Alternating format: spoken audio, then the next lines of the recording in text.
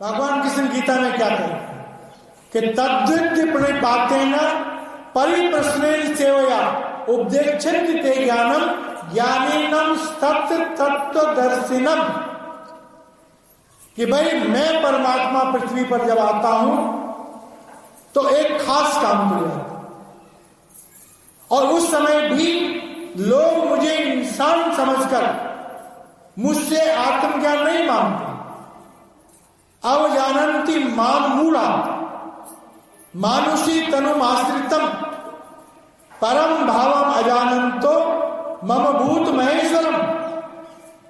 तो भाई मैं अवतार तो कभी कभी आता हूं पृथ्वी पर, तत्वदर्शी पुरुष हमेशा विराजमान रहते हैं, यह अलग बात है। कभी किसी धर्म में, कभी किसी धर्म में, कभी किसी धर्म में। संसार तत्वदर्शी पुरुषों से खाली नहीं है। तो भाई जहां तत्वदर्शी पुरुष हैं वहां जाओ और जाति ना पूछो साधु की, पूछ लीजिए ज्ञान। मोल करो तलवार का और पड़ी रहने दो ज्ञान। तो कैसे? जैसे विवेकानंद जी महाराज हमारे हिंदुस्तान में धर्म शास्त्रों का जो ज्ञान विवेकानंद जी महाराज जी के पास था, ऐसा ज्ञान शायद ही किसी के पास रहा होगा या आज होगा। जब वो शिकागो कॉन्फ्रेंस में गए थे तो संसार के समस्त धर्मों के समस्त धर्म गुरु उनके सामने जीरो, लेकिन वो स्वयं आत्मज्ञान से खाली थे और सारे हिंदुस्तान में बोलते थे, है कोई जिसने परमात्मा देखा हो, है कोई जिसने परमात्मा देखा हो। जब स्वामी रामकृष्ण परमहंस के पास गए, सीधा सवाल, master have you seen God, can you show मी? कि हे गुरुदेव आपने परमात्मा को देखा है, क्या आप मुझे दिखा सकते हो? और गुरु क्या कहता है कि हाँ बच्चा, मैं उसको देखता हूं जैसे मैं तुझे देख रहा हूं, बल्कि इससे भी साफ, और तू भी देख सकता है अगर तू देखने की सच्ची इच्छा रखता है। और एक दृष्टि डाली और स्वामी विवेकानंद जी महाराज जी को ज्ञान हो गया और सारी जिंदगी बोलते रहे कि but for that man I was saved, कि अगर वो महापुरुष न मिलता तो मैं कभी भी नरकों की आग से न बच पाता। मैंने जीते जी मुक्ति प्राप्त की। प्यारे भाई और बहनों, ये इसलिए बोला जा रहा है कि जब से सृष्टि बनी प्रभु आते रहे, लोगों ने उन पर विश्वास नहीं किया। रामायण के उत्तरकांड में साफ साफ लिखा कि भगवान राम जब देखते हैं तो 14 वर्ष का वनवास काट के रावण को मार के जब वापस आए, तो जब तक वापस नहीं आए थे लोग उनके ध्यान में लीन रहते थे, उनके प्रेम में सराबोर रहते थे। जब वापस आए तो सबका जोश ठंडा हो गया और जब उन्होंने कोशिश करी कि आत्मज्ञान की बात लोगों से करूं तो अक्सर लोगों ने नहीं सुनी।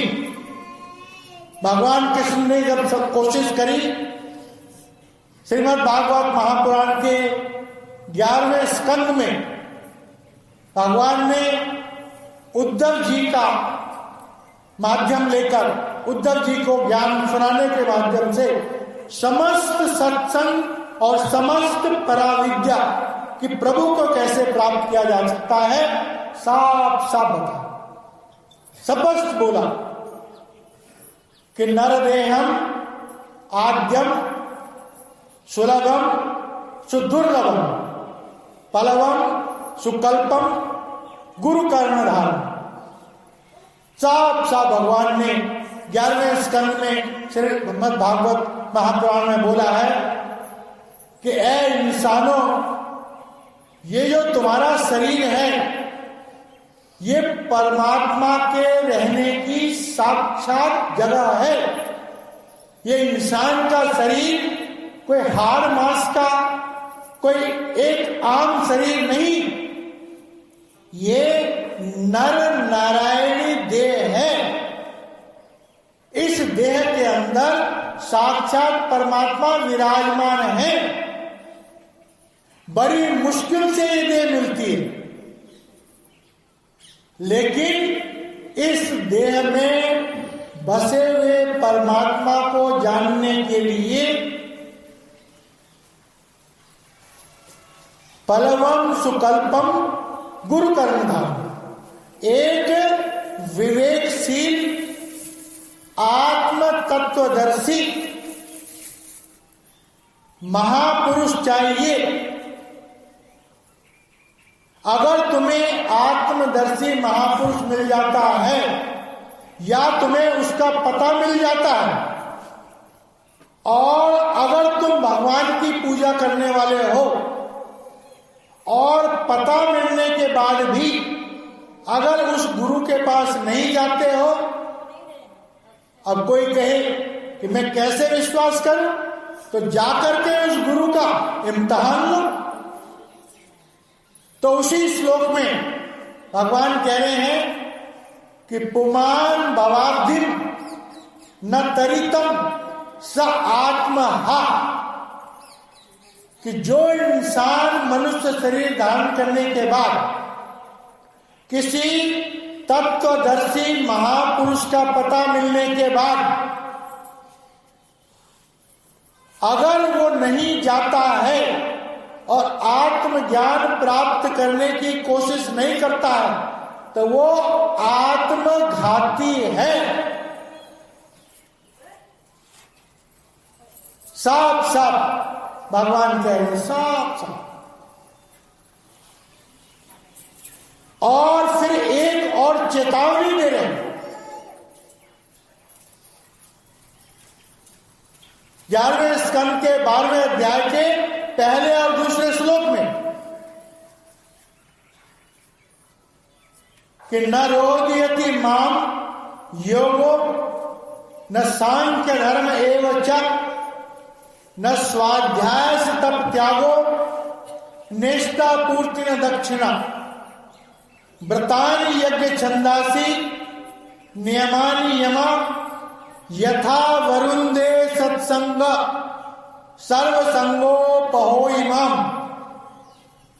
ये हमारा भगवान श्री कृष्ण साफ साफ बोल रहे हैं कि जब तक कोई इंसान सत्संग में नहीं जाएगा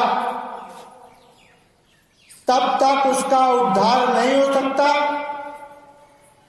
न योग से, न संन्यास से, न स्वाध्याय से, न व्रत से, न तीर्थों से, न मंत्रों के जाप से।